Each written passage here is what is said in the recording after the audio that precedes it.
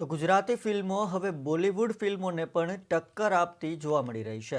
ત્યારે 3 ડિસેમ્બરના રોજ રિલીઝ થયેલી કાશી રાઘવ ફિલ્મના કલાકારો સાથે વાતચીત પણ કરવામાં આવી. કાશી રાઘવના મેગા પ્રીમિયરમાં મોટી સંખ્યામાં લોકો અને સાથે ફિલ્મી કલાકારો પણ ઉપસ્થિત હતી. આ ફિલ્મમાં દીક્ષા જોશી અને જયેશ મોરે મુખ્ય રોલમાં છે. આ ફિલ્મ ધ્રુવ ગોસ્વામી દ્વારા લખવામાં આવી છે તથા ડિરેક્ટ પણ કરવામાં આવી છે તેમજ ધનપાલ શાહ દ્વારા પ્રોડ્યુસ કરવામાં આવી છે. ફિલ્મની વાર્તા 3 મુખ્ય પાત્રોને અનુલક્ષીને બનાવવામાં આવી છે.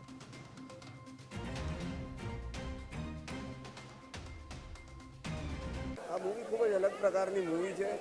આજે 3 તારીખ છે અને આજે જ રિલીઝ થઈ છે. મૂવીનું નામ છે કાશી રાઘવ અને તમે જોશો કે આ ખૂબ જ જુદા પ્રકારની એક ફિલ્મ છે અને સિનેમેટિક એક્સપિરિયન્સ છે. એમાં હું રાઘવના પાત્રમાં છું અને તમે ફિલોસોફી કહો, માઇથોલોજી કહો કે આ એક એવી ફિલ્મ છે જે દરેકને લાગુ પડે છે. દરેક સમાજમાં, દરેક માણસને, દરેકને પોતાનામાં કાશી પણ દેખાશે અને રાઘવ પણ દેખાશે. મૂવી આજકાલની એટલે તમારી વાર્તા છે, મારી વાર્તા છે. આજકાલ દુનિયામાં જે કંઈ પણ થઈ રહ્યું છે એ સત્ય ઘટનાઓનું સંકલન કરીને એના પર ફિલ્મ બનાવવામાં આવી. મેં કીધું ને કે હું રાઘવનું પાત્ર ભજવી રહ્યો છું અને રાઘવ એક ટ્રક ડ્રાઈવર છે અને પછી એની લાઈફમાં કેવા ટ્વિસ્ટ એન્ડ ટર્ન્સ આવે છે એ જોવા માટે તમારે 3 જાન્યુઆરીએ જવું પડશે થિયેટરમાં. આજથી તમારા સિનેમાઘરમાં.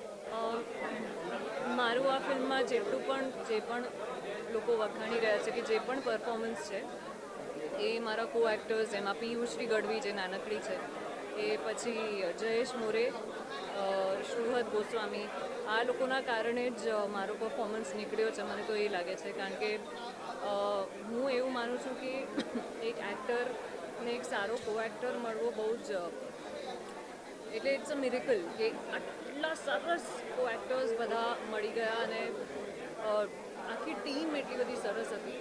આઈ પર્સનલી ફીલ કે એટલે આ શક્ય નહોતું if this was not have been there.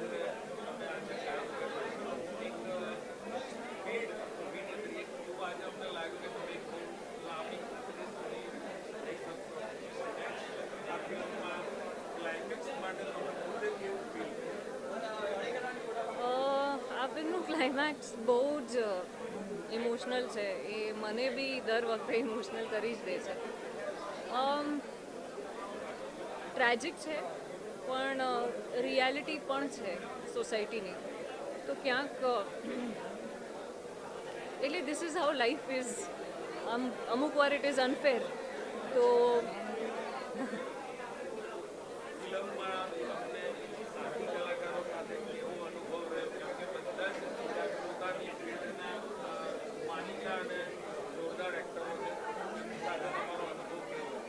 હા, મેં એ જ કીધું ને કે જયેશ મોરે હોય કે શ્રુહદ હોય કે પછી પિયુશ્રી ગઢવી જે પહેલી વાર કરે છે પણ એને જે કમાલ કર્યું છે, પ્રીતિબેન હોય કે સૌરભ હોય કે પછી બધા જ જે બેંગોલી એક્ટર્સ હતા એ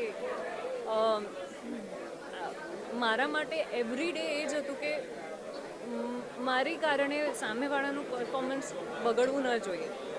તો I have to make sure કે હું રેડી રહું. સેટ પર આવું એટલે મારું બધું રેડી હોવું જોઈએ. મેન્ટલ પ્રિપરેશન, નોટ્સ, આ તે બધું જ રેડી હોય.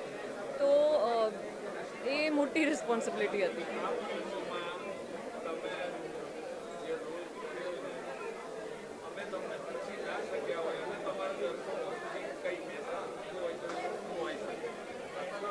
મેસેજ તો બેઝિકલી સોસાયટીને જ આપીશ કે આપે મળી જશે. આમ તો જે પણ જોશે અત્યારે પણ જે પણ લોકોએ જોઈ ફિલ્મ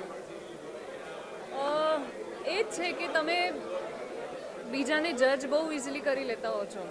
બહુ ઇઝી છે કોઈને પણ જજ કરી લેવું કે જે સેક્સ વર્કર્સની એક લાઈફ છે એને એક નજરિયાથી તમે જોતા હો છો. પણ જ્યારે તમે એકચ્યુઅલી ત્યાં જશો, જે હું ને ધ્રુવ અમે કમાટીપુરા ગયા હતા and we actually saw the lives of sex workers, ત્યારે ખબર પડશે કે हम लायक नहीं हैं, उनको कुछ भी बोलने के हम लायक नहीं हैं.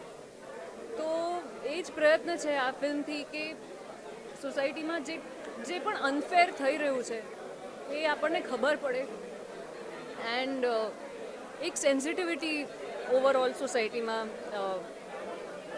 એક સેન્સિટિવિટી થાય છે, લોકોની અંદર સેન્સિટિવિટી થાય, એમ્પથી વધે લોકોમાં, તો એ જ ટ્રાય છે એમાં.